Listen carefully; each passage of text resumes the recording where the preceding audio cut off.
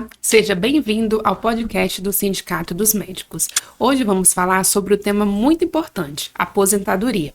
Muitos médicos acreditam que para se aposentar, basta esperar chegar à idade ou o tempo de contribuição. Acontece que uma decisão errada pode surtir efeitos financeiros negativos para toda a vida. E para falar sobre esse assunto, vamos conversar com a doutora Mariana, especialista em direito previdenciário e advogada do Sindicato dos Médicos. Prazer estar aqui, podendo compartilhar esse momento com todos vocês médicos. Doutora Lorena, muito obrigada pelo convite. Estamos aqui à disposição para conversar um pouquinho, trazer dicas e melhores orientações para que você, médico, possa escolher bem a sua regra de aposentadoria. Obrigada, doutora Mariana. Para entender esse cenário, eu gostaria de identificar quais são as possibilidades atuais de aposentadoria que existem para o médico. Quando a gente fala de aposentadoria do médico, normalmente a primeira regra de aposentadoria que vem à nossa mente é a aposentadoria especial por exposição à área insalubre. Mas nós precisamos compreender que a melhor regra de aposentadoria, ela sempre vai ser analisada de acordo com o caso concreto daquele médico. Vai depender do ambiente de trabalho, se ele tem uma exposição a agentes nocivos por toda a sua vida, seja ela na iniciativa privada, seja ela num vínculo funcional de serviço público. E o médico tem a opção de se aposentar na regra de aposentadoria especial, que traz alguns benefícios, como uma idade menor para aposentadoria, um tempo de contribuição reduzido, especialmente em razão da exposição a agentes nocivos à saúde. Mas também existem outras regras de aposentadoria, especialmente para aqueles médicos que são servidores públicos, que trazem um cálculo do benefício previdenciário mais vantajoso. Então, depende do caso concreto desse médico, da idade desse médico, da finalidade dele com a aposentadoria, depende de onde ele trabalhou. Então, quando nós falamos da aposentadoria do médico, nós temos que pensar na estratégia do caso concreto. É mais benéfico uma aposentadoria especial por exposição? É mais benéfico que esse médico trabalhe um pouquinho mais e consiga uma aposentadoria voluntária, numa regra que talvez não é específica da categoria, mas que pode lhe garantir um benefício mais vantajoso? A doutora falou sobre exposição a agentes nocivos, né? O que seria exposição a agentes nocivos? O que isso implica na aposentadoria especial? Você poderia explicar um pouquinho? Claro. Quando nós falamos da aposentadoria especial para a categoria de médicos, nós estamos falando principalmente dos agentes biológicos, né? Vírus, bactérias, fungos que estão muito presentes na atividade do médico, no contato com o paciente, no ambiente hospitalar, aquele médico que trabalha com cirurgias e nos pronto-atendimentos, nos hospitais. Então, esse médico que está exposto aos agentes nocivos, ele, por essa exposição, ele tem direito a ter uma regra de aposentadoria com um tempo menor, né? A aposentadoria especial, ela vem justamente para possibilitar que esse profissional que fica tão exposto, né, a esses agentes nocivos à saúde, ele possa conseguir se aposentar com um tempo inferior a profissionais de outras áreas que não estão expostos. Mas um ponto importante que a gente sempre tem que destacar é que há muitos anos atrás, quando nós falávamos do médico, já havia uma caracterização dessa exposição apenas pela categoria, né? Quando falamos de médico, nós já temos sim a ideia de que este médico atende pacientes, ele está num ambiente hospitalar, então está exposto. Mas existem também aqueles profissionais médicos que desenvolvem a sua atividade com uma exposição, digamos assim, não permanente a esses agentes nocivos, né? Nós temos hoje médicos que desempenham função nas secretarias de saúde, nós temos médicos que são diretores de unidades e que fazem hoje uma função super importante para a medicina, mas não de exposição imediata. Então, quando a gente fala da exposição, para que tenha um direito a essa aposentadoria especial, é necessário ter a exposição a esses agentes nocivos e é necessário também que essa exposição ela seja permanente.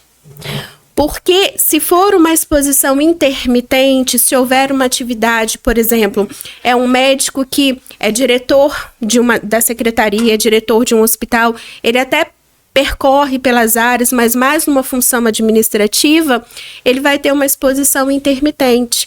E para que ele consiga ter acesso a essa regra, é necessário que a exposição seja permanente, ou seja, ele tem que estar ali naquela atividade finalística de atendimento mesmo, para que ele tenha esse contato, né, com os agentes nocivos à saúde. Essa é uma informação muito importante, né? Pois a gente atende diariamente diversos médicos que acreditam que simplesmente pelo fato de serem médicos já possuem direitos à aposentadoria especial, mas como você muito bem elucidou, depende do tempo de permanência, né?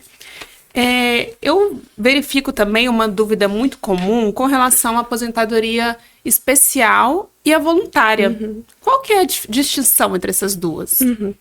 Quando nós falamos de aposentadoria especial por exposição a agentes nocivos, nós estamos falando de uma regra de aposentadoria que você consegue se aposentar com menos tempo de contribuição, com uma idade reduzida em relação às demais regras de aposentadoria, mas um ponto importante, e aproveitando já esse momento de fazer essa distinção das duas regras, já para trazer um tema muito importante, né? Nós tivemos a reforma previdenciária recente, né, a nível de todo o Brasil, pela emenda 103 de 2019, nós já tivemos reforma da Previdência dos servidores do nosso estado e tivemos também a reforma de vários municípios do nosso estado e do Brasil, né, como um todo.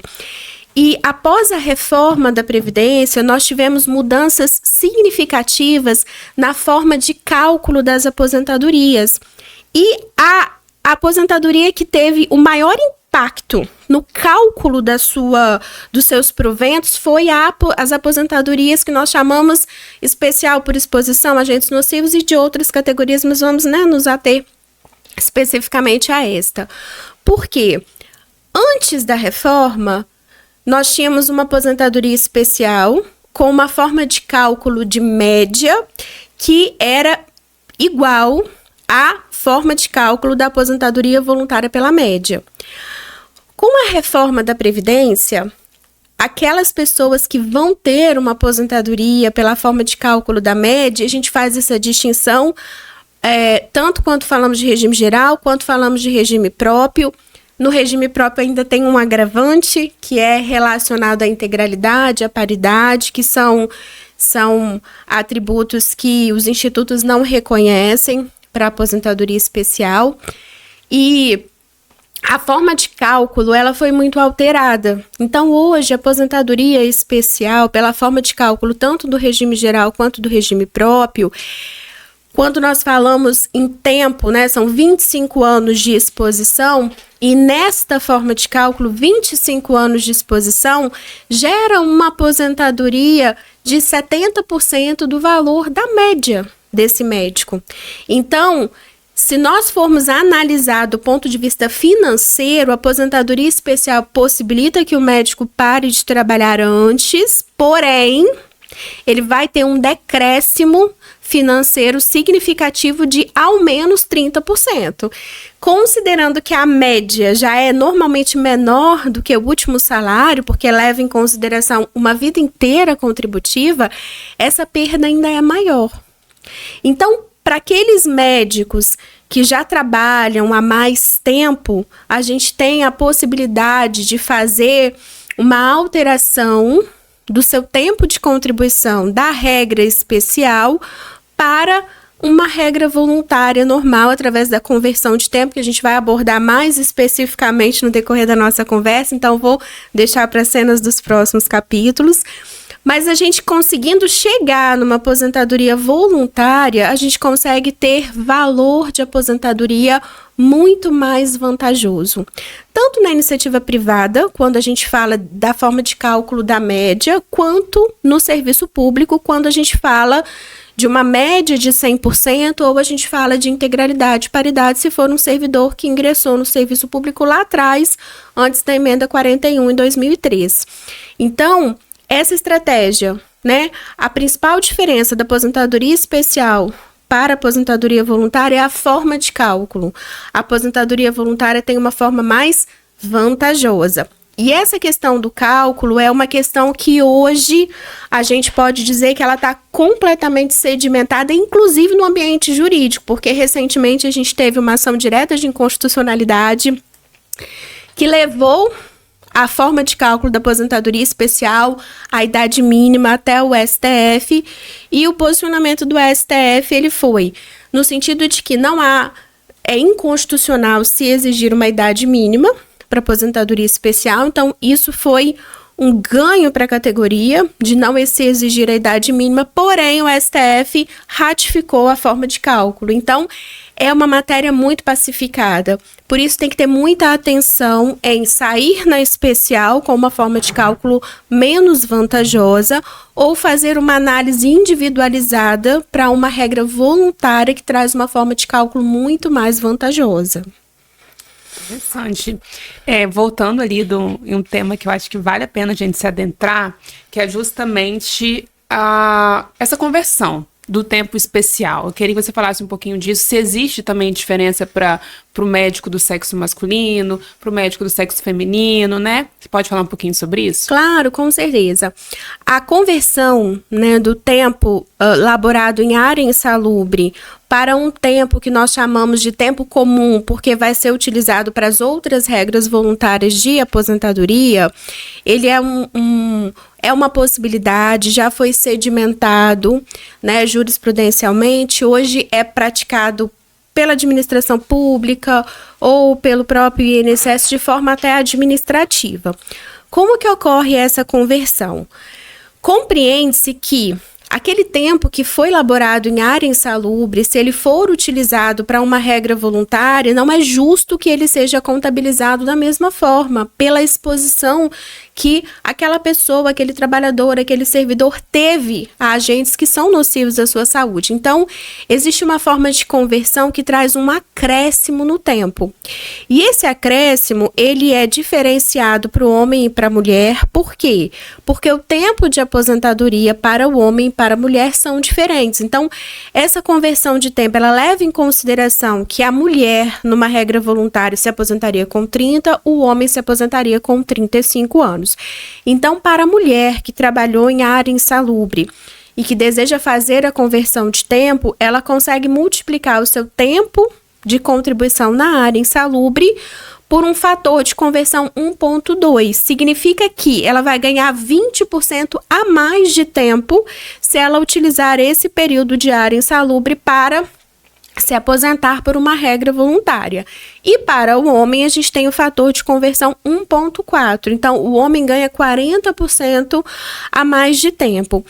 Essa conversão, ela é muito importante porque ela traz uma possibilidade de que esse médico consiga se aposentar numa regra mais vantajosa, utilizando o seu tempo de área especial. Mas dois fatores são extremamente importantes quando a gente fala de conversão.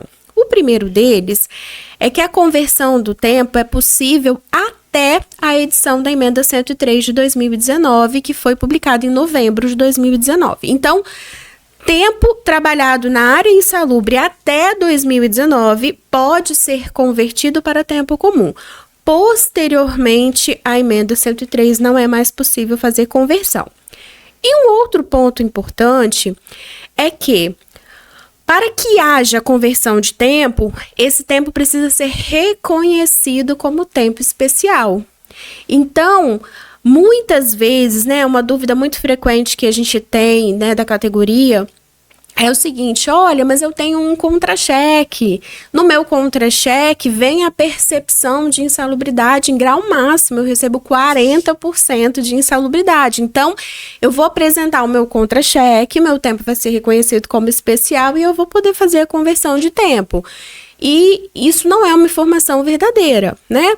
A percepção da insalubridade está relacionada à exposição a agentes nocivos.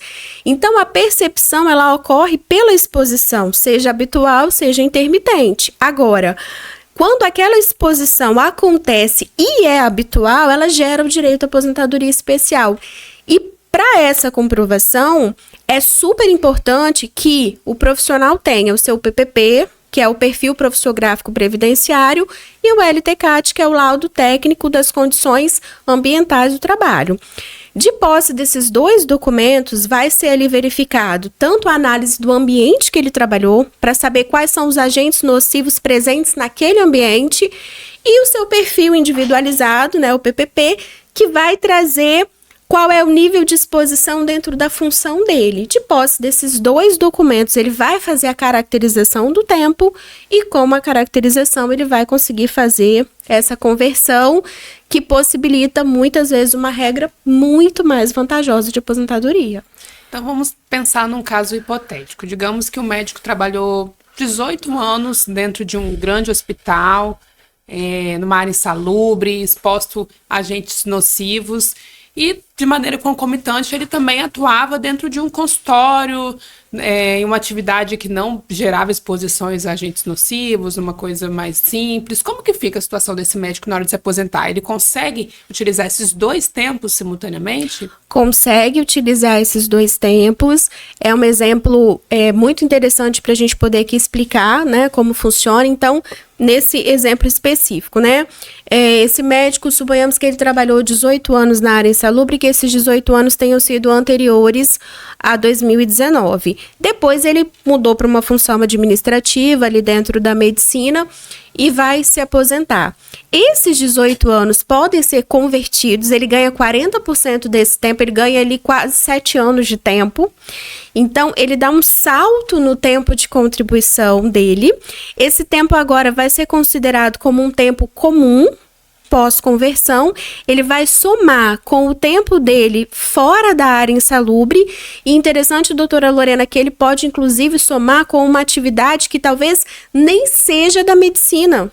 Às vezes, ele já teve uma vida anterior ao ingresso na medicina e ele também vai poder utilizar esse tempo. Ele vai somar todos os tempos de contribuição dele a esses 18 anos convertidos e vai poder, então, fazer opção por uma regra de aposentadoria voluntária.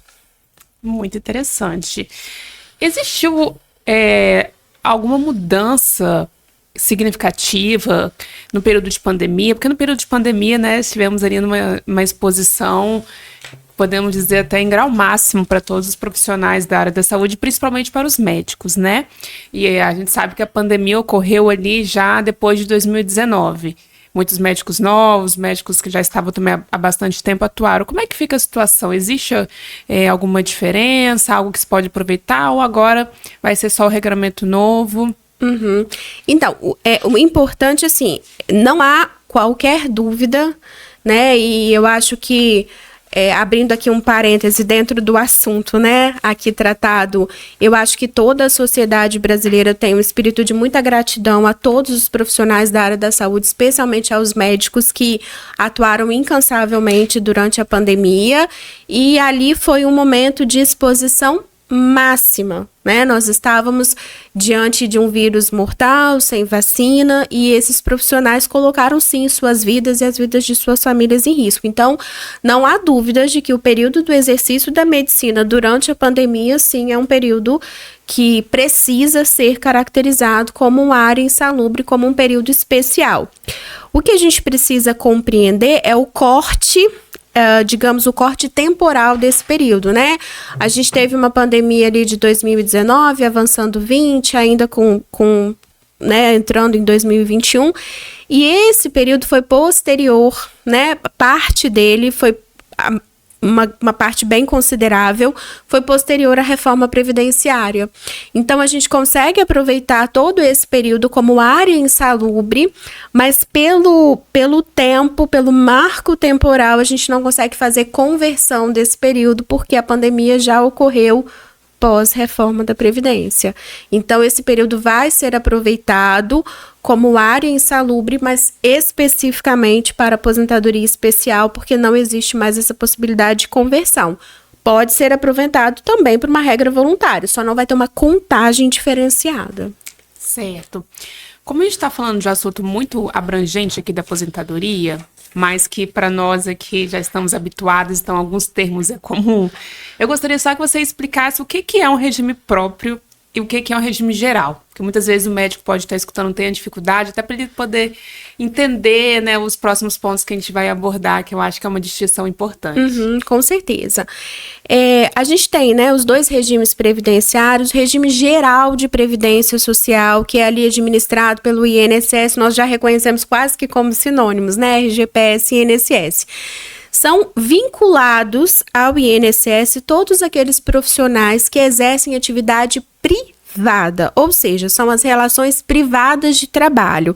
Então, trazendo para dentro do médico, é aquele médico contratado, é um médico empresário que faz ali um recolhimento de contribuição como Prolabore, é um médico que presta serviço como contribuinte individual e é também, doutora Lorena, aquele médico que é contratado pela administração pública, mas essa contratação ela é feita via contrato temporário.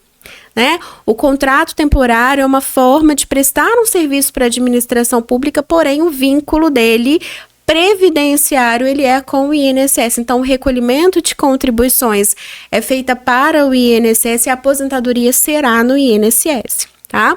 Também aquele médico que foi contratado para uma função comissionada, ser o diretor de uma unidade de saúde, exercer um cargo na Secretaria de Segurança, na Secretaria de Saúde, esse profissional também comissionado, o cargo de confiança é vinculado ao regime geral.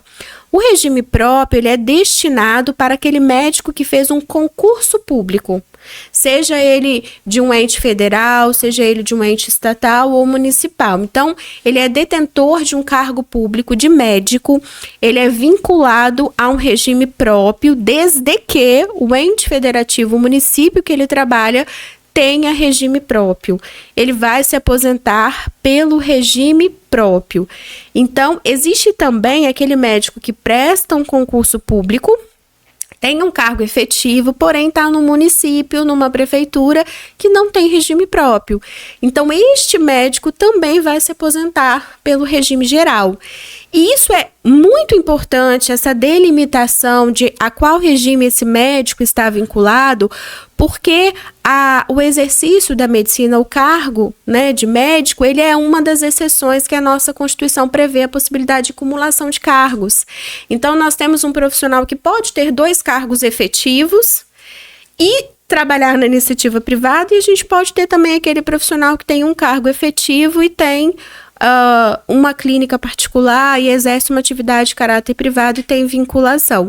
E isso ganha um contorno muito especial quando a gente fala de aposentadoria, porque quando esse profissional ele tem mais de uma vinculação a 2 regimes previdenciários diferentes, ele tem que ter toda uma estratégia de onde utilizar esse tempo para que ele consiga obter a melhor regra de aposentadoria nos 2 regimes a que ele estiver vinculado.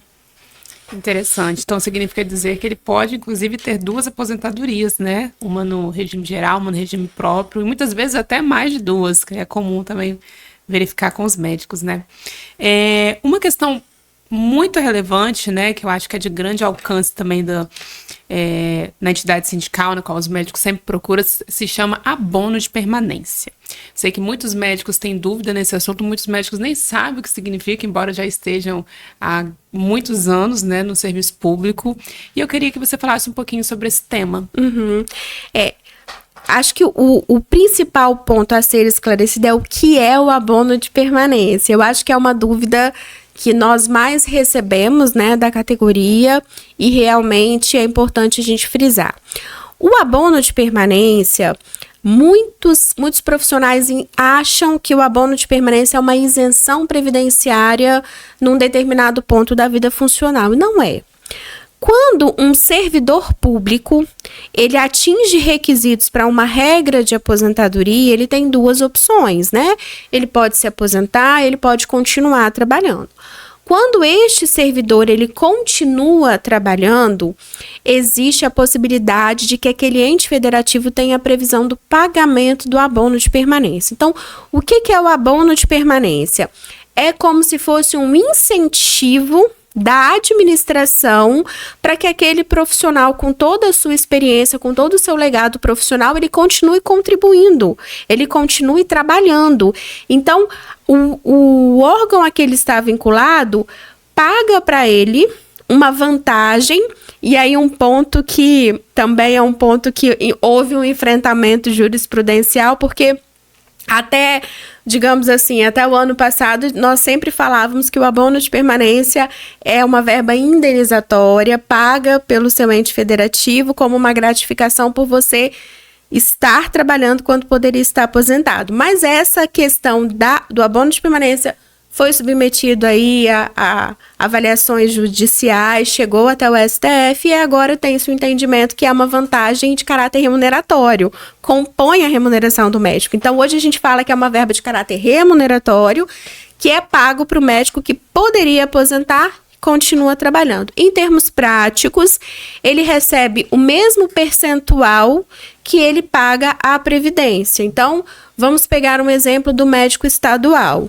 Hoje, o médico do Estado do Espírito Santo, vinculado ao IPA-JM, Instituto de Previdência dos Servidores do Estado do Espírito Santo, ele contribui com 14% do seu vencimento bruto. Quando ele pode se aposentar e continua trabalhando, a CGER faz ali, dentro da sua folha de pagamento, o pagamento de 14% do salário bruto como abono de permanência. Então, o efeito financeiro que o médico tem é que a contribuição foi zerada, mas a relação previdenciária dele continua intacta, ele continua contribuindo com a Previdência e tem esse incentivo para continuar trabalhando. Um ponto importante é que depois da reforma da Previdência, esse pagamento do abono de permanência, ele não é mais obrigatório a nível nacional. Então, existem alguns entes federativos que deixaram de ter essa previsão, como o nosso município de Vitória. Então, hoje, os médicos concursados do município de Vitória, que implementam regra de aposentadoria e optam por continuar trabalhando, não tem mais a previsão do abono de permanência. Então, um ponto a ser observado é se o seu ente federativo fez essa previsão. E eu sempre falo que o abono de permanência, ele é importante porque a regra especial, como nós falamos, muitas vezes ela não é a mais vantajosa para a aposentadoria, mas ela pode ser implementada para fins de perceber o abono de permanência e continuar recebendo o abono de permanência como um incentivo a estar trabalhando até implementar uma regra voluntária mais benéfica. Por quê? O abono de permanência não vincula a regra de aposentadoria. É perfeitamente possível que o médico receba abono de permanência na regra especial, continue trabalhando e implemente a regra voluntária e troque de regra para aposentar.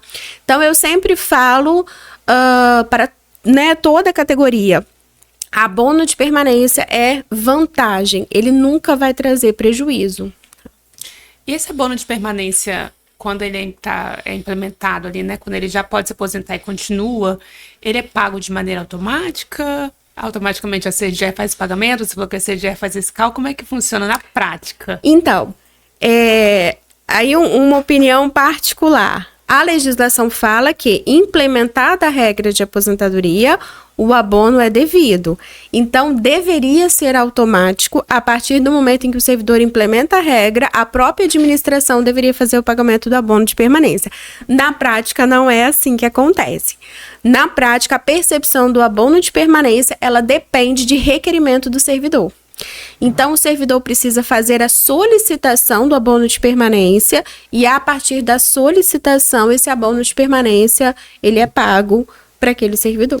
Então, significa dizer que podemos ter médicos assistindo aqui que já está trabalhando há bastante tempo, mesmo já com requisito para aposentadoria, já poderia estar recebendo esse abono de permanência e ainda não procurou o sindicato para se orientar, né? Com certeza, isso acontece muito, né? Nós temos experiências práticas, tem, por exemplo, um caso concreto de um médico que fizemos o atendimento e ele disse, olha, doutora Mariana, eu já trabalho em área insalubre há 30 anos, mas eu quero me aposentar com integralidade e paridade, então eu vou completar 35 anos, não quero abono de permanência, porque eu não quero comprometer a minha regra. E aí eu falei, olha, mas na verdade o senhor está perdendo o abono de permanência, e inclusive o senhor já poderia estar aposentado, porque ele não conhecia a conversão de tempo e não tinha noção do abono de permanência. Então, através da orientação, a gente conseguiu fazer com que houvesse a percepção do abono de permanência desde os 25 anos implementados em área insalubre. Então, ele conseguiu gozar o abono de permanência e ainda receber 5 anos de retroativo de abono de permanência, e fazendo a conversão de tempo, esse médico específico, quando fizemos a conversão, ele passou de 40 anos de tempo, e ele já tinha idade também suficiente, porque ele tinha 60 e poucos anos. Então, assim, ele já poderia, através de uma orientação, ele poderia já receber abono, ter retroativo, fazer conversão de tempo e estar aposentado na melhor regra de aposentadoria. Por isso que eu falo que é importante informação, é importante estratégia para que não perca dinheiro e também não trabalhe mais do que deveria trabalhar. Sim, olha quanta informação importante que você está nos trazendo hoje, né? Estamos falando aqui de aposentadoria e sabemos que existem muitos médicos que já estão aposentados, né? E como você bem disse, tem médicos que já estão aposentados e pode ser que tenham se aposentados e nem tenham recebido o abono de permanência.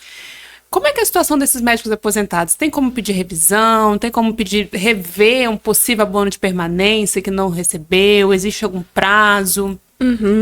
Então, esse é um ponto muito importante, porque muitas vezes eu sempre costumo dizer o seguinte: a aposentadoria, especialmente do servidor, antes de 2019, ela era padronizada a nível Brasil, ela estava prevista na Constituição e era muito fácil que o servidor trabalhasse, implementasse requisitos e solicitasse aposentadoria. Pós-reforma, essa realidade mudou. Hoje eu costumo dizer que a aposentadoria é uma estratégia de vida futura, que não pode ser negligenciada. Mas, infelizmente, nós atendemos diariamente profissionais que já se aposentaram e que deixaram passar um abono de permanência ou muitas vezes estão aposentados numa regra especial porque não tinham conhecimento da conversão de tempo. Então, é possível que esse profissional que esteja aposentado numa regra especial, ele tenha deixado passar períodos de abono de permanência, às vezes pelo simples fato de que não solicitou porque não tinha conhecimento da existência do abono de permanência. Então, é possível sim fazer a revisão, fazer essa solicitação e, além do abono de permanência, é possível fazer a alteração da própria regra de aposentadoria. Né? Acho que a doutora Lorena acompanhou diversos casos também de revisão de aposentadoria para que houvesse a mudança da regra de aposentadoria desse profissional para uma regra mais vantajosa, fazendo com que ele tivesse um salto, né, na sua remuneração.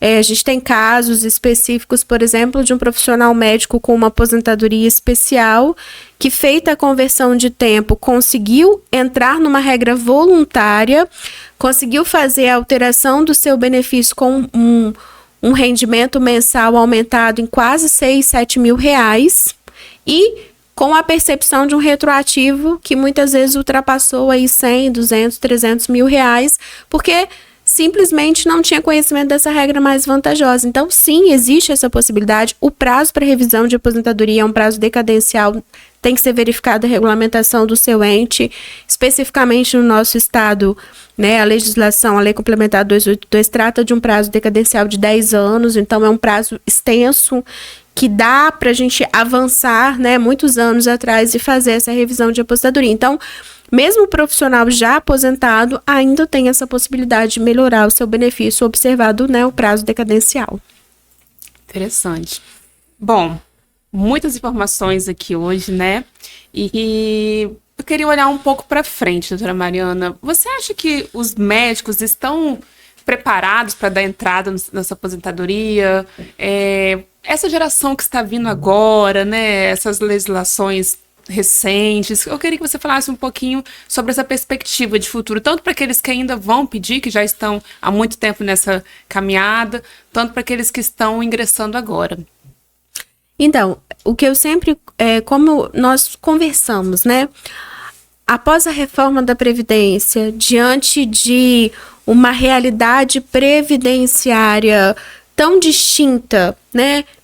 Onde nós temos a União com as suas regras, cada estado com regras específicas, cada município também legislando, A aposentadoria se tornou uma decisão estratégica. Então, hoje, eu acredito que o médico trabalhar e ao final, né, como a doutora Lorena disse no início, implementou idade ou implementou requisitos, não analisar e simplesmente pedir aposentadoria é um risco enorme de perder a possibilidade de ter um benefício previdenciário mais vantajoso no momento em que ele precisa cuidar dele, porque a vida do profissional médico é cuidar e se dedicar aos outros. E aí ele passa 30, 35, 40 anos da sua vida cuidando dos outros. E a aposentadoria é um momento que ele precisa cuidar dele. Cuidar da sua saúde financeira no momento em que ele não consegue mais laborar. Cuidar da segurança financeira também da sua família. Então, hoje, eu entendo que é necessário, sim, ter um acompanhamento, traçar uma estratégia. Nós falamos de acúmulo de cargos, então nós temos a possibilidade de ter mais de uma aposentadoria, de fazer a averbação de tempo de um regime para o outro. E todas essas estratégias precisam ser avaliadas para que o médico não perca dinheiro na hora da aposentadoria. Então, eu entendo que é uma decisão estratégica, precisa ser pensada, precisa ser analisada, precisa ser calculada para que esse médico garanta que no momento em que ele vai encerrar suas atividades, ele consiga manter um padrão de vida financeiro e proventos dignos, né, de tantos anos dedicado a cuidar do outro. Certo. Doutora, tem algum checklist, para a gente finalizar aqui, que o médico deveria já ir preparando para avaliar quais são os direitos dele, né? Quais são os documentos mais importantes que ele deve ter em mãos para ter acesso a essas informações e verificar de maneira estratégica se a aposentadoria que ele está pretendendo de fato é que traria melhor benefícios. E sim, eu costumo dizer que a aposentadoria precisa ser planejada a partir do primeiro dia em que você inicia suas atividades funcionais. Então, o médico sempre precisa ter, né, em mãos, de fácil acesso, o laudo técnico das condições do ambiente de trabalho e o perfil profissiográfico previdenciário. LTCAT e o PPP são documentos obrigatórios que todo profissional que trabalha em área exposta a agentes nocivos precisa ter.